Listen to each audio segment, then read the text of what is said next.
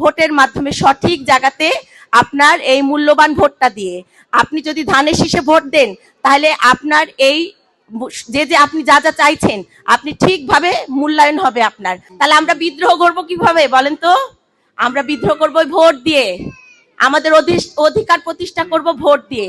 এবং শুধু এইখানে না, আমরা আমাদের জনাব তারেক রহমানের এই যে 31 দফা বাস্তবায়নে গোটা বাংলাদেশে ধানের শীষে ভোট দিব। দেখেন আমাদের মেয়েরা, আমরা যেমন সংসারে পরিশ্রমী, আমাদের বাচ্চারাও পরিশ্রমী। দেখেন ম্যাট্রিক ইন্টারে আমাদের মেয়েরা বেশি রেজাল্ট ভালো করে, কি করে না বোনেরা? কিভাবে করে? হ্যাঁ, পড়াশোনা করে, ওর জন্য আমাদের মেয়েরা বেশি ভালো রেজাল্ট করে। তাহলে আমাদের মেয়েদেরকে যদি ঘরে বন্ধ করা হয় তাহলে কি হবে? আমাদের দাদি নানিদের যুগে চলে যেতে হবে। আপনারা কি সেই যুগে চলে যেতে চান? বলেন, আপনারা কি সেই যুগে চলে যেতে চান? না আমরা কিভাবে থাকতে চাই বলেন? আপনারা বলেন যে আমরা যে সাবলীল ভাবে সমান অধিকারের ভিতরে এবং স্বাধীনতার সাথে সম্মানের সাথে থাকতে চাই, কি বোনেরা? কি নাকি আপনাকে দয়া করে কেউ টাকা দিবে, পরে আপনাকে খোটা দিবে, সেটা আপনার জন্য সম্মানের হবে? কি আপনাকে কেউ যদি সাহায্য করে আপনাকে বলে না যে অমুক সময়ে তোমাকে টাকা দিয়েছিলাম, কি আমাদেরকে শুনতে হয় না আবার কেন টাকার দরকার?